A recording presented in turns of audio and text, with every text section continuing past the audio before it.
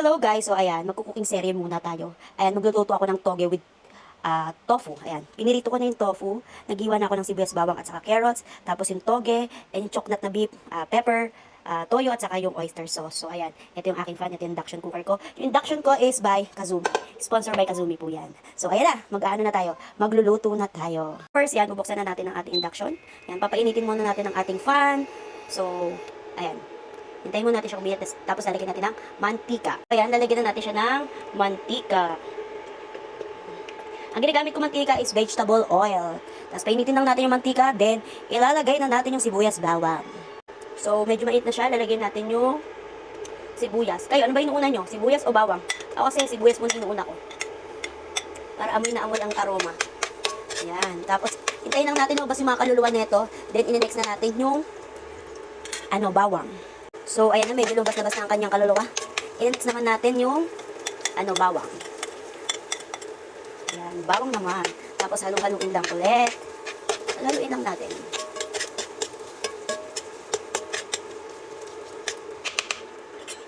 Hintayin natin siya light brown. Hindi naman yung sunog, wag naman yung ganun kasunog. So, next natin is yung chocolate na beef flavor. Ayan, ganyan ang ginagawa ko para mas lumasa siya ng lumasa. Ayan, haluin lang natin. Yan, haluin lang para lumasa siya. Ang bango ng amoy. Then, ang next natin is yung carrots. Yan. Para medyo luto yung carrots. Yan. Haluin lang natin siya. Mabilis lang naman ito maluto, yung carrots. Mamaya na natin lalagay yung main ingredient. Kailangan maluto muna yung mga matitigas. Kasi yung anak ko, kwento ko lang sa inyo, yung anak ko gusto malambot na malambot dapat ang gulay para kainin. Kulang na nga lang i-blender ko to eh. Hindi talaga kasi ako makain ng gulay. So, ngayon kasi 1 week na kami nagugulay. So, ang ginagawa ko, medyo overcook ko yung gulay para makain niya. So, ayan, balikan ko kayo ulit. So, ayan, medyo malambot-lambot na yung carrots. And next na natin dyan yung togi. Yung togi. Ito ang ating togi. Pero konti lang kasi 3 lang naman kami kakain. 3 lang naman kami kakain. Kaya konti lang din ilalagay ko.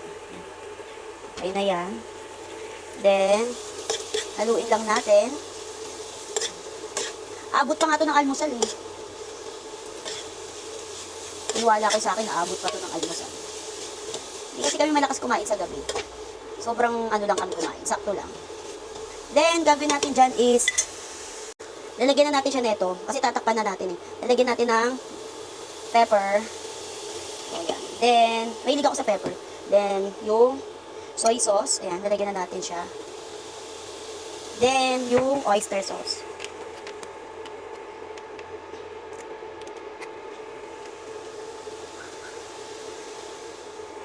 Ayan. Then, tatakpan na natin yan. Hintay lang natin yan kulo-kulo. Hindi na muna natin yan hahaluin. Tatakpan na muna.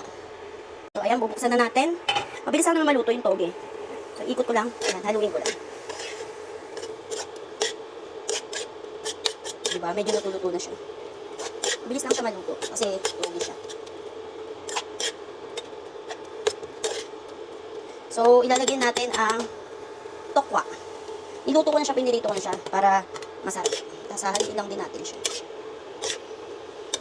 Diba? Ang basic lang nito gawin. Next time, magluluto ako ulit lahat ng mga healthy food. Tulad dati, nung nagda-diet ako, diba? Yung mga video ako na puro healthy food yung ina-upload ko. So, ayan. Iti-taste natin siya kung okay na ba yung lasa. Kasi hindi ako naglalagay talaga ng asin. Pero may asin ako dito, pero ang asin ko dito yung Himalayan salt.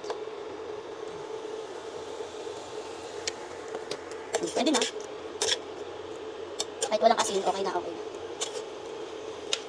Ayan. Tapos medyo pakuluan lang natin siya ng konti. Para ready to eat na siya.